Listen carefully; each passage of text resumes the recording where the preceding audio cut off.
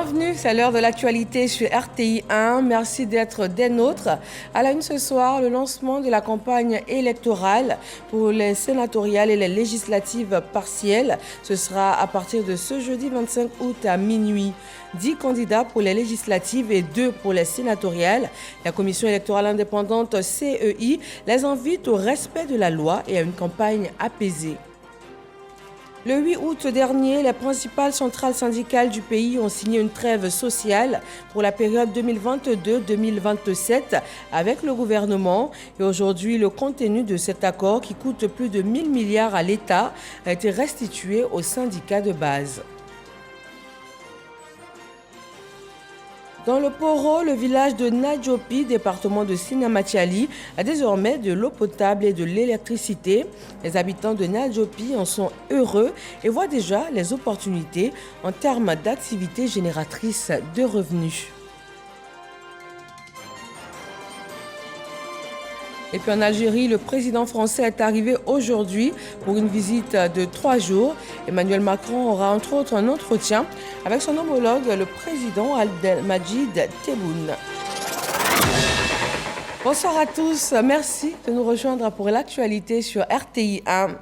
Ils sont 10 candidats aux élections législatives et 2 aux sénatoriales partielles.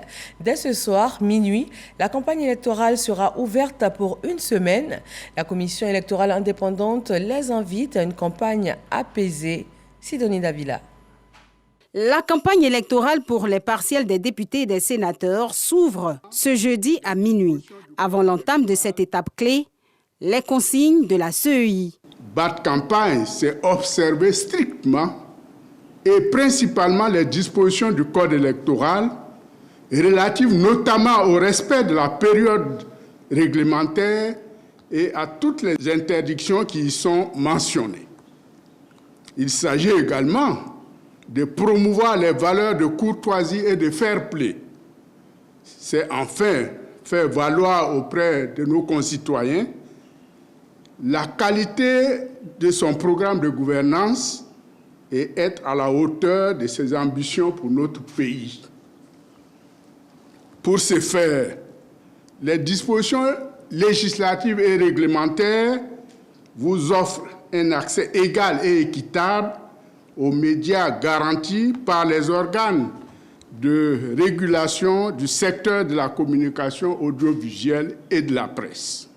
À compter de ce 26 août au 1er septembre prochain, 10 candidats pour les législatives et 2 autres pour les sénatoriales démarrent leur campagne en toute sécurité, rassure le premier vice-président de la CEI. Par ailleurs, la commission électorale indépendante peut vous assurer que les différents états-majors des forces de défense et de sécurité ont pris toutes les mesures pour une sécurisation efficiente de cette période de propagande. Nous vous invitons à une grande écoute afin de choisir un électeur éclairé et libre celui qui, de votre point de vue, est en mesure de pérenniser le mieux vos aspirations et l'intérêt supérieur de la nation. À l'issue de ces partielles, 3 sièges pour les législatives et 1 siège pour les sénatoriales. Ces élections partielles, faut-il le rappeler, font suite aux vacances de sièges de 3 députés et 2 sénateurs survenus dans le pays. Ayam Sokro, la Chambre haute du Parlement a tenu aujourd'hui une séance plénière. Sur la table des sénateurs, diverses mesures à adopter, notamment le calendrier de travail pour la période du 25 août au 6 octobre 2022. Un nouveau calendrier dominé par l'examen de 11 projets de loi et 3 séances d'information. Kader Sagodogo.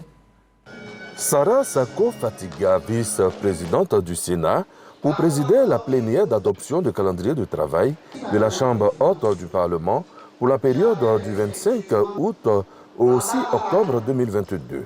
Un calendrier validé à l'unanimité par les sénateurs. Ainsi, 11 projets de loi sont attendus. 3 séances d'information sont également à noter. Il y a par exemple le projet de loi sur le divorce et la séparation du corps. Je trouve que c'est assez poignant comme projet parce que ça concerne tout le monde. Si ce n'est pas soi-même, c'est un parent ou c'est quelqu'un d'autre. Donc, on va les traiter vraiment avec beaucoup de sérieux. Il y a l'ordre des infirmiers et des infirmières qui sont parmi les projets de loi. Des débats démocratiques en perspective. Le message que je peux envoyer aux émissaires du président de la République, c'est que nous sommes très heureux de les recevoir et que les débats francs et instructifs du Sénat, c'est la chambre des sages. Il n'y a rien à craindre.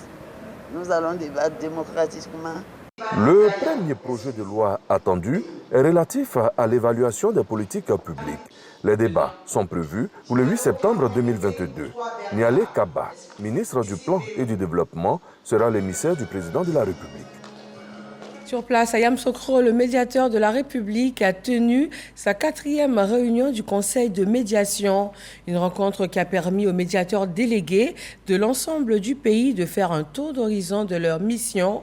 L'Assemblée a abordé le pouvoir d'injonction dont jouit l'institution de par la loi. Kader Sogodogo.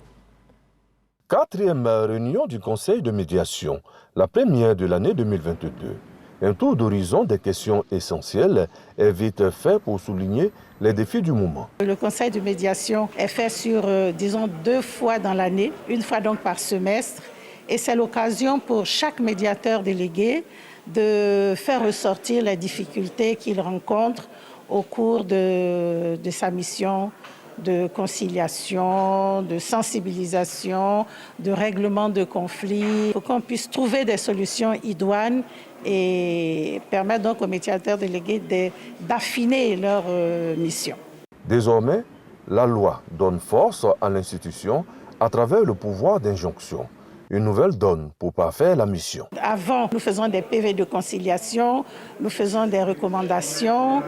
Et bon, malheureusement, ce ne sont pas toutes les administrations qui exécutent les recommandations que nous leur faisons.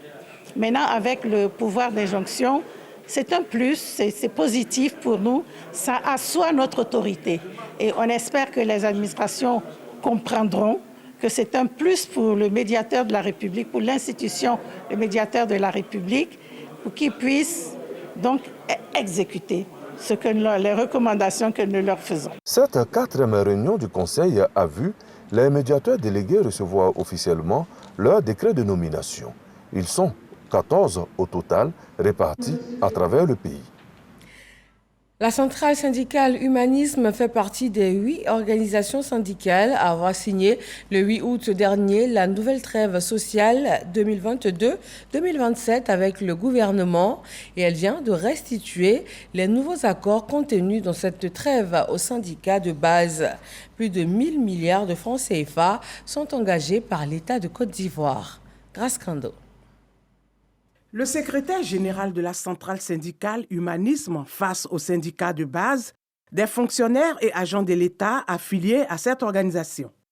Mamadou Soro restitue les négociations ayant abouti à la signature de la nouvelle trêve sociale 2022-2027. Nous avons trouvé des fonctionnaires et agents de l'État contents de ce contenu et sont engagés à observer la trêve sociale durant ces 5 années.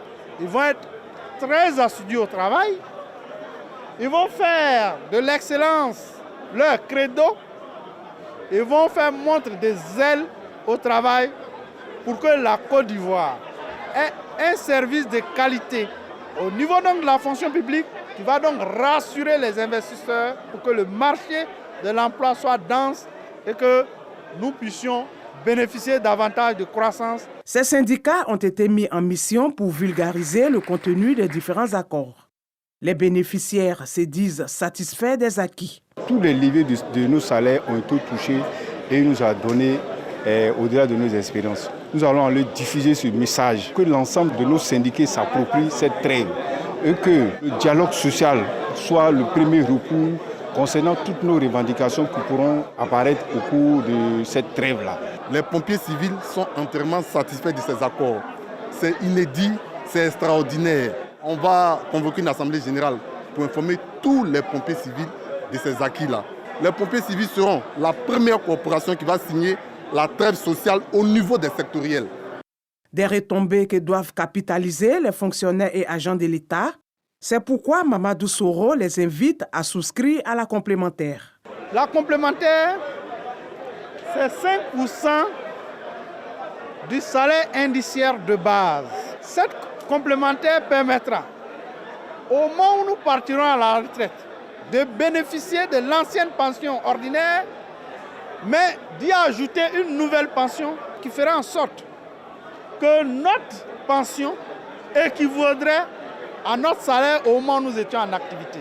C'est un grand dispositif de protection sociale. Faut-il le rappeler, le 6 août dernier, le chef de l'État Alassane Ouattara donnait le sourire aux fonctionnaires et agents de l'État à travers, entre autres, l'instauration d'une prime exceptionnelle de fin d'année, le relèvement de l'indemnité contributive de logement, la révalorisation de l'indemnité de transport et de l'allocation familiale. On va se rendre dans la région du Poro, Nadjobi, issu du regroupement de 15 villages du département de Sinématiali, vient d'être raccordé au réseau électrique national. Les habitants ont également désormais accès à l'eau potable. Ami Sissoko. Nadjopi, une communauté villageoise issue du regroupement de 15 villages dans le département de Sinématiali dans le Poro, vient de bénéficier de la connexion au réseau national électrique et l'adduction en eau potable. La mise sous tension et l'ouverture de la vanne faite par le ministre directeur de cabinet du chef de l'État, le député de Sinématiali, Fidel Sarasoro, et le ministre de la Communication et de l'économie numérique, Amadou Koulibaly, invité spécial. Un rêve devenu réalité grâce au programme social du gouvernement pour les populations. Nos braves dames n'ont plus de distance à parcourir pour s'approvisionner en eau. Et les risques de contamination de maladies sont très réduits, voire même inexistants. Dans la même veine, l'électrification contribue à améliorer les conditions socio-économiques dans la localité, car la population de Nadjopi dispose désormais de conditions de vie qu'on retrouve dans la ville. Cette célébration de la lumière et de l'eau à Nadjopi se transforme à juste titre en hommage au chef de l'État pour ses actions de développement dans le Poro. Le parrain de la cérémonie, Fidel Sarasoro, saisit l'occasion pour inviter la population à s'inscrire dans la vision du chef de l'État Alassane Ouattara, celle d'une Côte d'Ivoire unie et paisible. La présence de l'eau et de la lumière crée en réalité les conditions d'un développement économique et transforme fondamentalement la société. Lorsqu'on est regroupé, lorsqu'on a une masse critique, il est facile de faire des investissements. Et donc je voudrais vous remercier et vous féliciter en cela. Ce que le président recherche, c'est que vous l'aidiez à vous aider. À travers quoi? À travers l'entente, à travers la cohésion. Le jour où je vais aller trouver le président pour lui dire, Monsieur le Président, il n'y a plus de palabres à Sinématiali, il va m'attraper, il va dire bravo Fidèle. Va dire aux populations bravo. Nadjopi n'a pas manqué d'adresser quelques doléances au chef de l'État, à savoir la construction de 3 nouveaux bâtiments de 3 salles de classe pour désengorger les classes existantes, l'extension du réseau électrique et le bitumage de la voie principale reliant Nadjopi à Sinématiali. Le ministre Fidel Sarasoro a promis transmettre fidèlement leurs doléances au président Alassane Ouattara.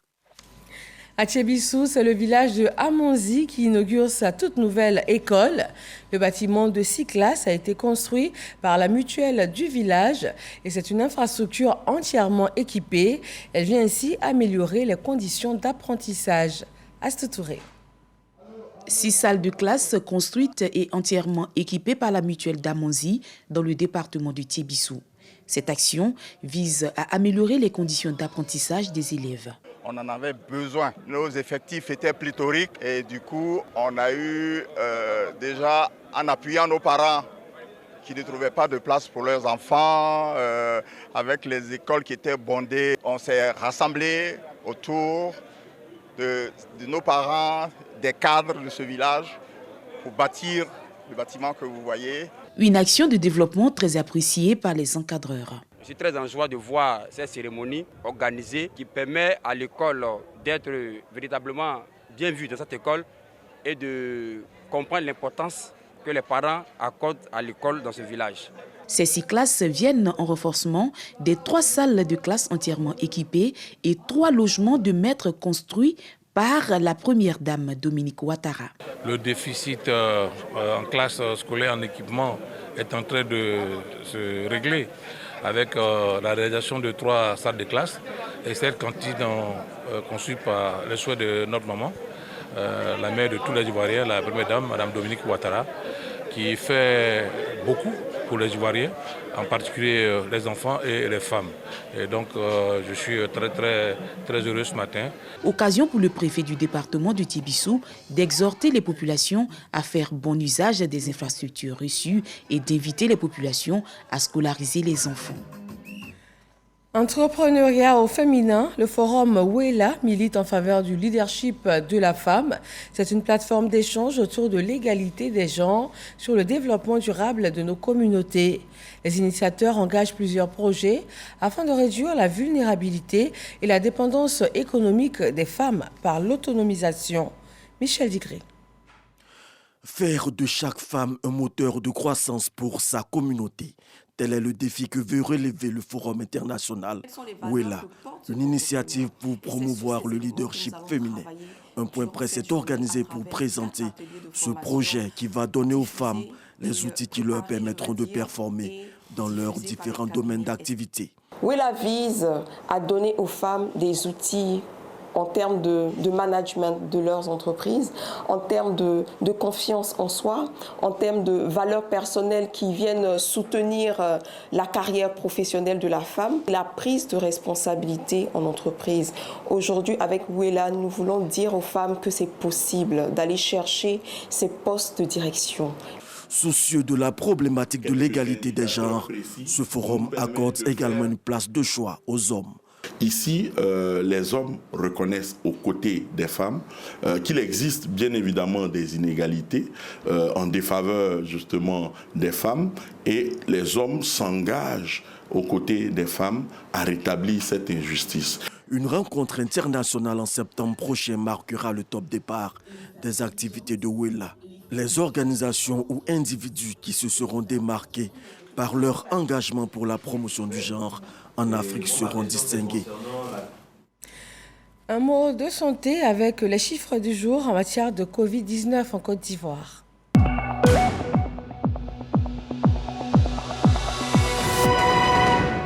Le ministère de la Santé compte aujourd'hui 18 nouveaux cas de Covid-19 sur 753 échantillons prélevés, 22 personnes guéries et 0 décès. 18 252 510 doses de vaccins ont pu être administrées du 1er mars 2021 au 24 août 2022. L'actualité politique nous conduit dans la région de Gbeke. Les femmes du réseau des Amis de Bema Fofana, mouvement de soutien au RHDP, font leur sortie officielle. Elles se félicitent de la politique de gouvernance qui a été mise en place par le chef de l'État, avec en bonne position le social. Djeneba Ouattara et Charles Tatou. Mobilisation des femmes et des jeunes à la place Alassane Ouattara de Bouaké, Dar es Salaam, ex-Sakabo. Ce rassemblement vient témoigner leur gratitude au président de la République pour toutes les actions qu'il mène en faveur du rayonnement de la région de Gbeke et particulièrement la ville de Bouaké. Ce rassemblement n'est qu'un premier test où nous avons demandé à chaque président de venir seulement qu'avec 40 de ses membres qui sont rassemblés pour magnifier notre chef, notre seul guide, le président Alassane Ouattara.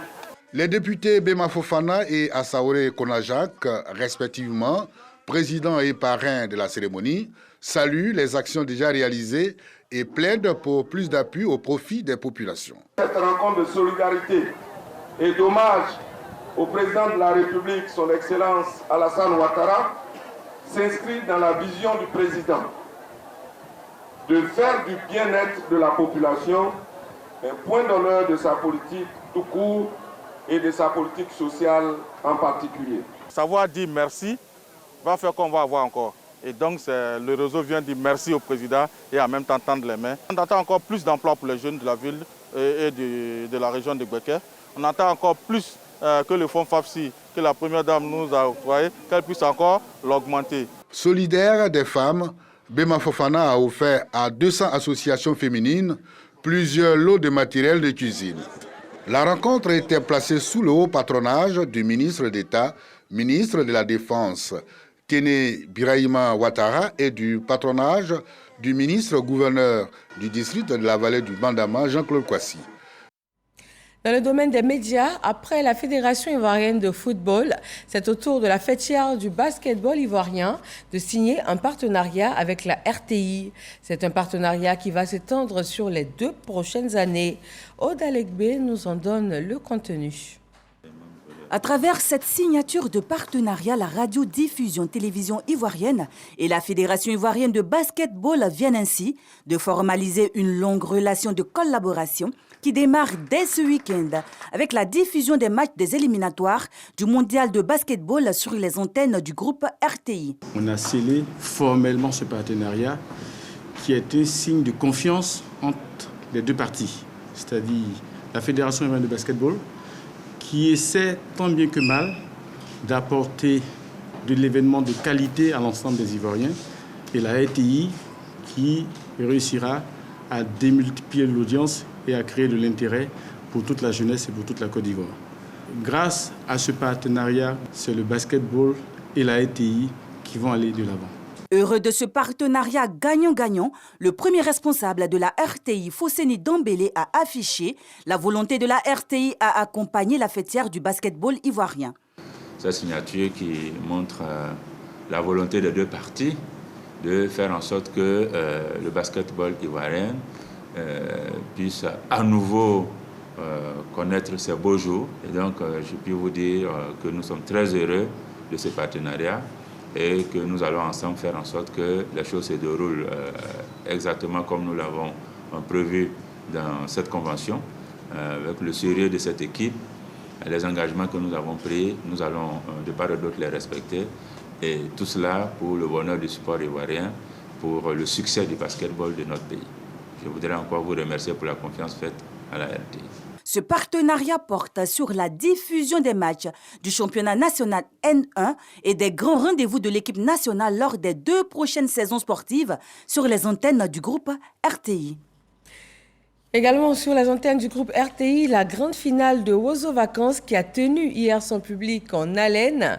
Sur la première marche du podium, les anges de la tribu de Saapleu de Danané avec 995 points. Et depuis hier, c'est une ambiance folle qui règne au quartier général des vainqueurs. Khalid Diomandé et Serge Koléa nous y amènent. La victoire revient à Danané. Ils sont aux anges, les enfants de la tribu de Saapleu. Au-dessus du lot, ils enlèvent l'édition 2022 de Wozo Vacances. Une victoire acquise de haute lutte devant 3 autres prétendants.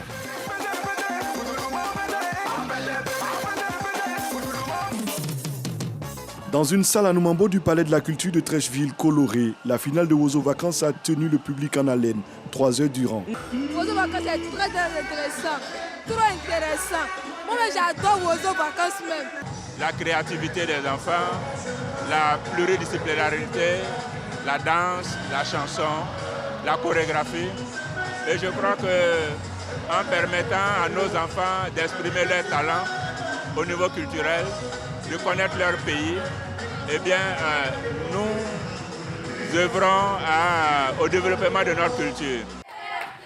24 heures après la finale, nous retrouvons les grands vainqueurs à leur QG de Yopougon, nouveau quartier. Oh, vraiment les enfants, je vous ai aimé hier, félicitations.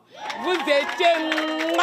Je suis fille de Danané. En regardant la télé, vraiment ils ont valorisé Danané avec leur tenue. Quand j'ai vu, j'étais vraiment fier de mon pays. Voilà, de Danané. Les anges de la tribu de Saapleu continuent de savourer le sacre avec les responsables et encadreurs.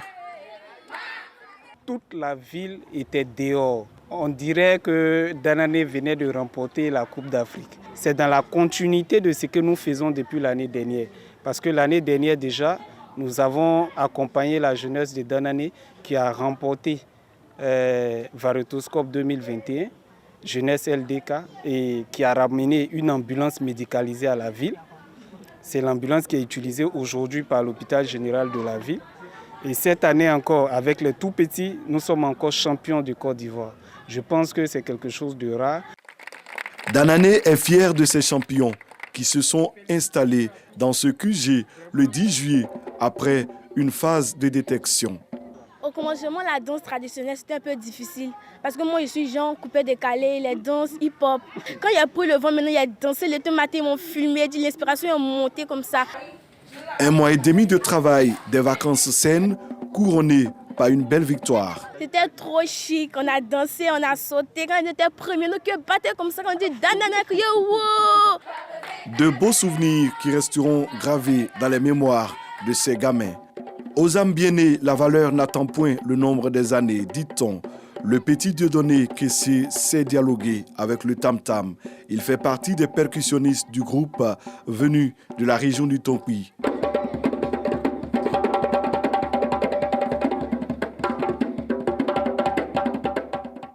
Danané attend impatiemment ses héros qui recevront leur prix au cours d'une émission spéciale sur la RTI le mercredi prochain.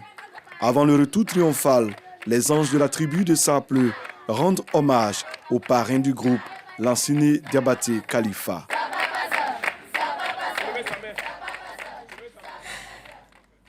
Que de bonheur pour ces tout petits, mais également pour les grands qui profitent eux aussi du savoir-faire de leurs enfants. On parle maintenant entrepreneuriat, leadership, réseautage. À Accra, au Ghana, la 2e université d'été organisée par l'ACP-UE est en cours. 15 opérateurs économiques et culturels ouest-africains y prennent part. Isayo est notre envoyé spécial au Ghana. Employabilité et réseautage sont au cœur des différentes activités des universités d'été organisées par ACP-UE Culture en faveur des opérateurs culturels ouest-africains. Cette 2e université d'été d'Accra est l'occasion pour les initiateurs du fonds de structuration de jeter un regard rétrospectif sur la première université de Lomé qui a eu lieu en 2021. Les entretiens avec un certain nombre de nos bénéficiaires afin qu'ils puissent nous faire un point d'étape dans la mise en œuvre donc, de leur projet. Bien évidemment, pour nous, le point d'étape n'était pas simplement de dire que tout va pour le mieux. C'était aussi de pouvoir aborder les difficultés auxquelles ces organisations peuvent faire face. Nous évoluons dans un environnement un peu complexe où en tant qu'organisation culturelle, en tant qu'entrepreneur culturel, nous devons tenir compte de certains paramètres, notamment les pouvoirs publics, les médiateurs, les artistes et le public. En tant qu'organisation culturelle, nous devons être au centre de tout cet écosystème et de pouvoir tisser des partenariats avec les uns et les autres. Le fonds de structuration dote chaque opérateur ouest-africain au nombre de 15 d'une enveloppe de plus de 100 millions de francs CFA sur une période de 3 ans pour une mise en place d'une entreprise culturelle pérenne. Une satisfaction pour ces opérateurs. Ces universités nous permettent de partager des expériences de travail, d'affiner aussi, de la rendre plus efficiente et ça nous permet aussi de travailler en réseau. Le programme de soutien au secteur de la culture et de la création en Afrique de l'Ouest, AWA, est de 4 milliards de francs CFA. Ce financement ACP-UE Culture va aider les opérateurs économiques culturels ouest-africains sur une période de 3 ans. En religion, on s'intéresse ce soir à Bernadette Soubirou, aussi connue sous le nom de Sainte Bernadette. Cette adolescente à qui la Vierge Marie est apparue 18 fois entre février et juillet 1858 à Lourdes. Pour connaître sa vie, son histoire, son témoignage, les pèlerins vont sur ses traces à Lourdes. Didier Nguesson et Jean-Luc Bangbo sont nos envoyés spéciaux sur place.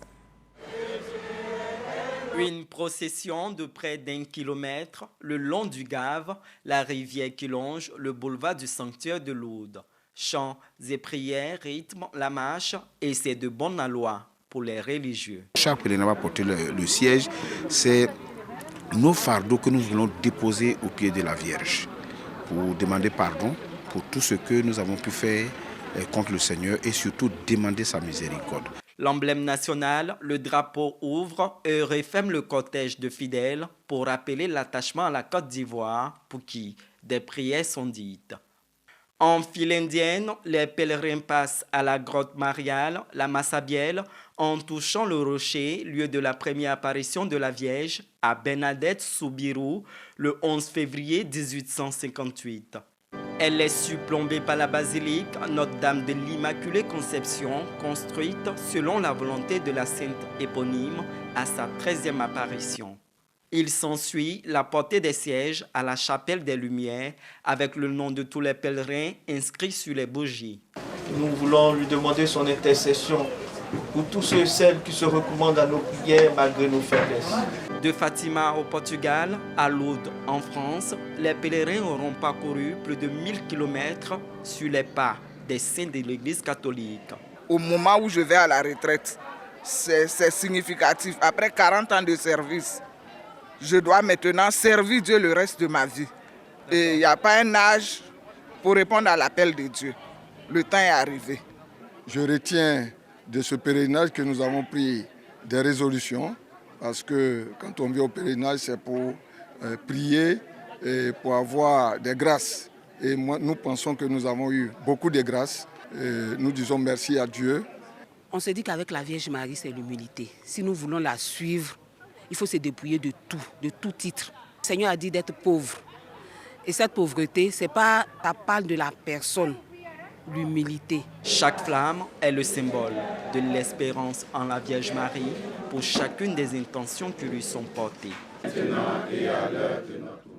Il est arrivé en Algérie ce 25 août. Le président français Emmanuel Macron y effectue une visite de 3 jours. Dans un premier temps, il aura une rencontre avec le président algérien Abdelmadjid Tebboune. Il est accompagné de plus de 90 personnes, dont plusieurs ministres, des parlementaires de tous bords et aussi des chefs d'entreprise. Cette visite d'Emmanuel Macron est décidée notamment à renforcer la relation bilatérale avec l'Algérie. Merci de toujours vous informer sur RTI 1. Agréable fin de soirée et demain 20h, retrouvez Kolo Koulibaly. Bonsoir.